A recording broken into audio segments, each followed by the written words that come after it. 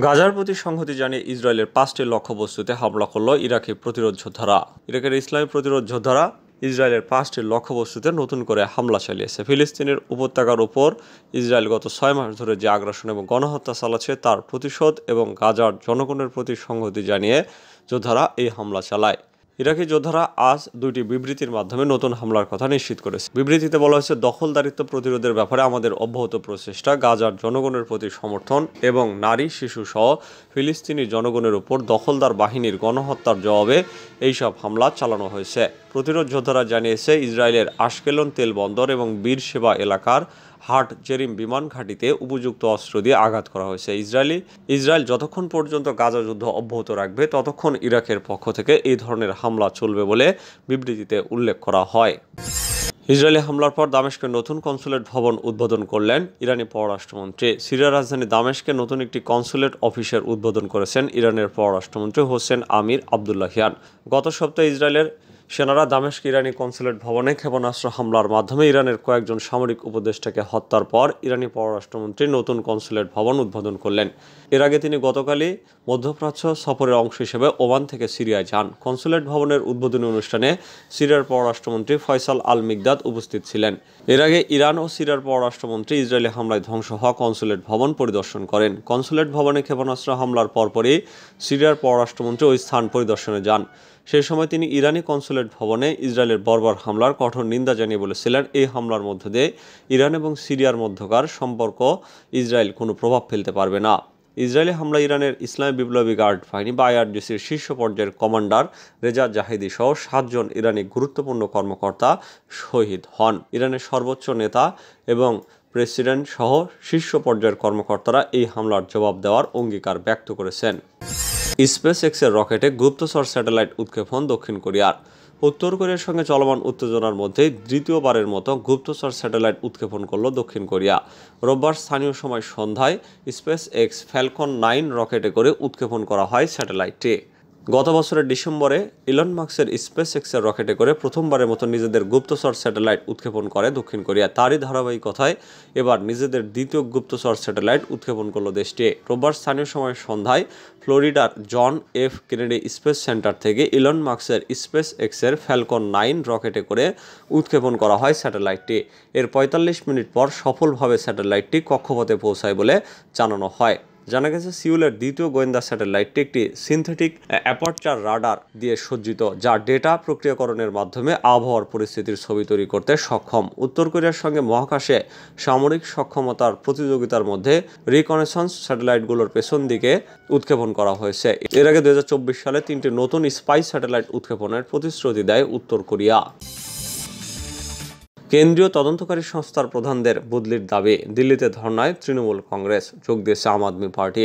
ভারতের রাজধানী দিল্লিতে আজও ধর্নায় বসেছে তৃণমূল কংগ্রেস। লোকসভা নির্বাচনের সময় 4 কেন্দ্রীয় তদন্ত সংস্থার প্রধানের বদলি এবং অবাধ এবং সুষ্ঠু নির্বাচনের দাবিতে তারা ধর্নায় বসেছে। গতকাল নির্বাচন কমিশনের বাইরে ধর্নার সময় পুলিশ তৃণমূলের প্রতিনিধি দলের 10 সংসদ সদস্যকে আটক করে মন্দির মার্গ থানাতে নিয়েছিল। তৃণমূলের অবস্থান বিক্ষোভের কারণে নির্বাচন কমিশনের সামনে অশান্ত পরিস্থিতি তৈরি হয়। আজ সেই মন্দির মার্গ থানার সামনে ধর্নায় বসেছেন তৃণমূলের প্রতিনিধি দল। ডেরেক দোলা সহ তৃণমূল সংসদরা এনআইয়ের ভূমিকার প্রতিবাদ জানাতে নানা স্লোগান দেন।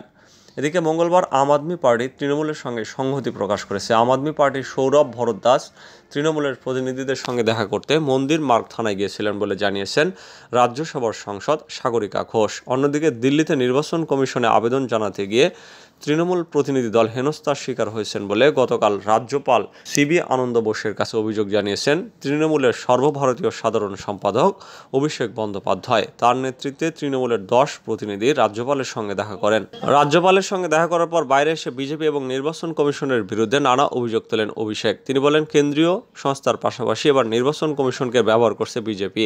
কমিশন বিজেপির বশ্যতা স্বীকার করেছে বলেও মন্তব্য করেন অভিষেক বন্দ্যোপাধ্যায়। নেতানিয়াহু সরকারের টিকে থাকা গাজা যুদ্ধের উপর নির্ভর করে। ইসলামী প্রজাতন্ত্র ইরানের সেনাবাহিনীর প্রধান মেজর জেনারেল আব্দুর রহিম মুসাবি বলেছেন, ইহুদিবাদী ইসরায়েলের যুদ্ধবাজ প্রধানমন্ত্রী বেনিয়ামিন নেতানিয়াহু সরকারের অস্তিত্ব এবং টিকে থাকা নির্ভর করছে গাজা যুদ্ধের উপর। সোমবার সাংবাদিকদের সাথে আলাপকালে জেনারেল মুসাবি বলেন, গাজা যুদ্ধের অবসান হলেই নেতানিয়াহু সরকারের পতন হবে। এর অর্থ হচ্ছে ইসরায়েলের উগ্র ডান ও চরমপন্থী নেতানিয়াহু সরকারের অস্তিত্ব নির্ভর করছে যুদ্ধ অব্যাহত রাখার উপর। যতক্ষণ যুদ্ধ চলবে ততক্ষণ নেতানিয়াহু সরকার টিকে থাকবে। যুদ্ধ বন্ধ হলেই তাদের পতন ঘটবে। হামাস যোদ্ধাদের নির্মূল করা এবং গাজার দখল নিতে ইসরায়েলের ব্যর্থতার কথা উল্লেখ করে জেনারেল মুসাবি বলেন, নেতানিয়াহু গত 6 মাস ধরে আমেরিকা এবং ব্রিটেনের পূর্ণ সমর্থন নিয়ে গাজার নিয়ন্ত্রণ নেওয়ার জন্য ব্যাপক চেষ্টা চালিয়ে আসছে, কিন্তু সে কোনো লক্ষ্যই অর্জন করতে পারেনি। গাজার চোরাবালিতে দখলদার সেনারা আটকে গেছে।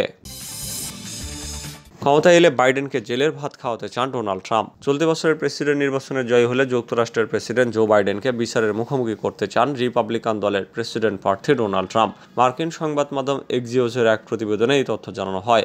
আগামী নভেম্বরে যুক্তরাষ্ট্রে অনুষ্ঠিত হবে প্রেসিডেন্ট নির্বাচন। এই নির্বাচনে ডেমোক্রেটিক পার্টি থেকে বর্তমান প্রেসিডেন্ট জো বাইডেন ও রিপাবলিকান পার্টি থেকে ডোনাল্ড ট্রাম্পের প্রার্থিতা প্রায় নিশ্চিত।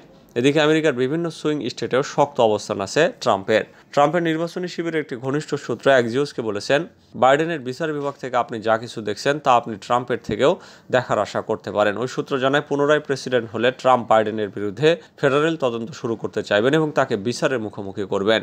বাইডেনের আমলে ট্রাম্পের বিরুদ্ধে 88টি ফৌজদারি অভিযোগ দায়ের করা হয়েছে। এর মধ্যে 40টির বেশি মামলা হয়েছে দেশটির গোপন তথ্য জালিয়াতির অভিযোগে। বাকি 4টি নির্বাচনের ফল উল্টে দেওয়ার ষড়যন্ত্রের সঙ্গে যুক্ত থাকার অভিযোগে, 34টি জর্জিয়ায় নির্বাচনী ফল পাল্টানোর চেষ্টার অভিযোগ এবং 34টি আর্থিক দুর্নীতির অভিযোগে।